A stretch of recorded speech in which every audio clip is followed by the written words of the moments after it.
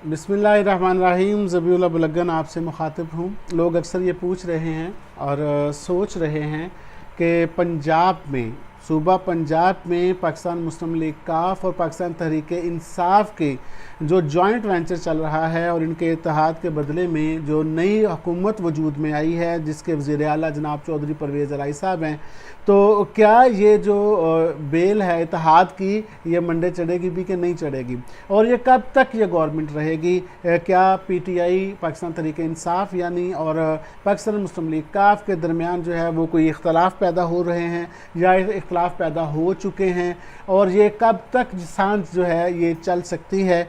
और मैं ये अर्ज़ करूँगा कि मुझे नहीं लगता कि पाकिस्तान तहरीक इंसाफ और पाकिस्तान मुस्लिम लीग काफ आपस में कोई नाराज़गी अफोर्ड कर सकते हैं।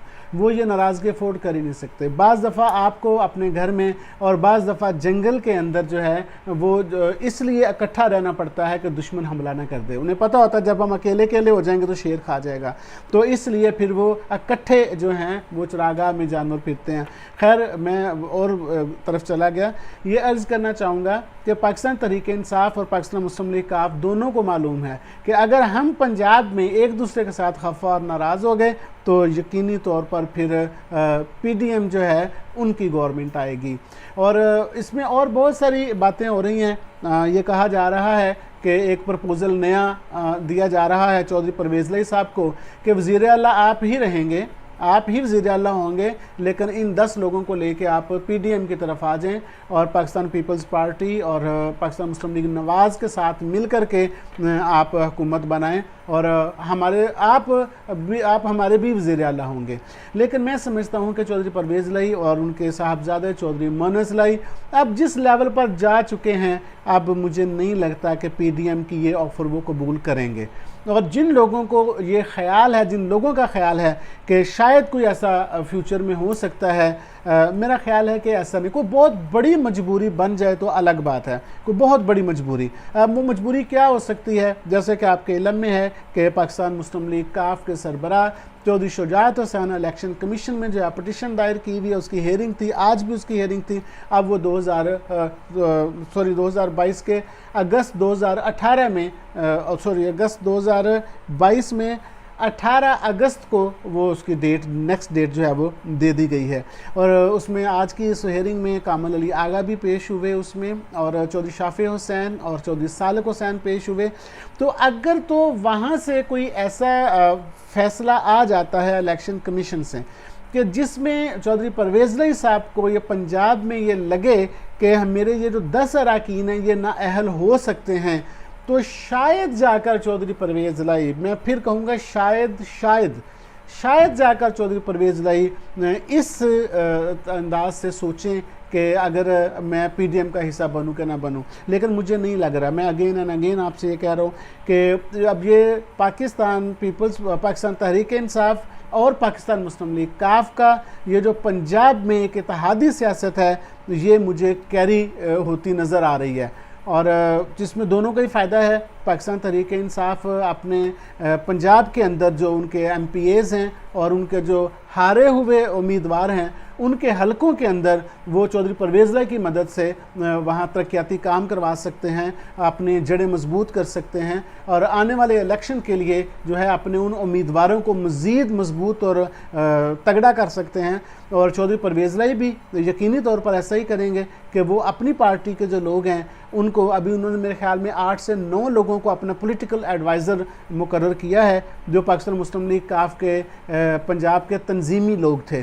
और उसमें ज़ुबैर साहब हैं रावलपिंडी से, डॉक्टर ज़ैन अली भट्टी हैं गुजरांवाला से जो पहले भी उनके तर्जुमान थे, और जुल्फ़कार पप्पन साहब हैं जो उनके जो यूथ है पाकिस्तान मुस्लिम लीग काफ पंजाब के वो प्रेसिडेंट हैं। तो उन्होंने हकनवाज सांगला साहब को किया है और समीना खाबर हयात साहब हैं। ये 5 तो मैंने आपको गिनवा दी हैं। तो इस तरह करके उन्होंने कुछ 7-8 लोगों को अपना पॉलिटिकल एडवाइज़र अपनी पार्टी यानी मुस्लिम लीग काफ से किया है। तो जब ये इतने सही अंदाज से उनका एक पावर गेम चल रहा है और वो एक पावर की सियासत जो है वो हो रही है, तो मैं नहीं समझता कि ना पीटीआई ये अफोर्ड करती है इस एडवेंचर को ख़त्म करना, और ना ही पाकिस्तान मुस्लिम लीग काफ के ये फ़ायदे में है। ये उनके लिए एक साल बहुत अहम है, ये जहन में रखें, ये सबके लिए बहुत अहम है। ये वफाक में जो पीडीएम की गवर्नमेंट है उसके लिए भी ये साल बहुत अहम है, और पंजाब में भी ये साल बहुत अहम है, इसलिए कि वो इस एक साल में जो पाकिस्तान तहरीक इंसाफ इससे पहले अपने 3.5 सालों में 4 सालों में नहीं कर सकी थी, वो अब इस एक साल में पंजाब में करके तो अपने उम्मीदवारों को मजबूत करना चाहते हैं। और नए इलेक्शन, आने वाले इलेक्शन में जो एक साल के बाद होता है या जब भी होता है, उसमें पीटीआई अपने उम्मीदवारों को, एक तो इमरान खान साहब की अपनी पॉपुलैरिटी बहुत ज़्यादा है, एक तो उनका अपना पार्टी का वोट बैंक बहुत ज़्यादा है, और उसके साथ वो अपने उम्मीदवारों को भी मजबूत करके और उन्हें वो से एक साल में जैसे कोई दंगल होता है तो पहलवान साहब को जो है वो उन्हें बादाम पिलाए जाते हैं, उन्हें जो है वो दूध पिलाया जाता है, उन्हें वो खिदमत की जाती है और फिर उन्हें खाड़े में उतारा जाता है। तो वो जो सियासी खाड़ा है, वो जो 2023 में जो इंतखाबात होने वाले हैं या होने जा रहे हैं, इस वक्त पाकिस्तान तहरीक इंसाफ और पाकिस्तान मुस्लिम लीग काफ पंजाब में दोनों मिल कर के अपने वो सियासी पहलवान तैयार कर रहे हैं, जिन्हें उन्होंने सियासी दंगल 2023 में उतारना है। तो लिहाजा ये इस वक्त पंजाब ज़ाहिर है पाकिस्तान का सबसे बड़ा सूबा है, 12 करोड़ से ज़्यादा इसकी आबादी है, ये अटक से शुरू होकर सादकाबाद तक जाता है। तो इतने बड़े आधे पाकिस्तान पे तो ऑलरेडी मुस्लिम लीग काफ और पाकिस्तान तहरीक इंसाफ की हुकूमत आ गई है। तो मैं नहीं समझता कि वो छोटी छोटी बातों पे खफा या नाराज़ होकर अपने ये जो एक साल उन्हें मिला है इसको वो ख़तरे में डालेंगे।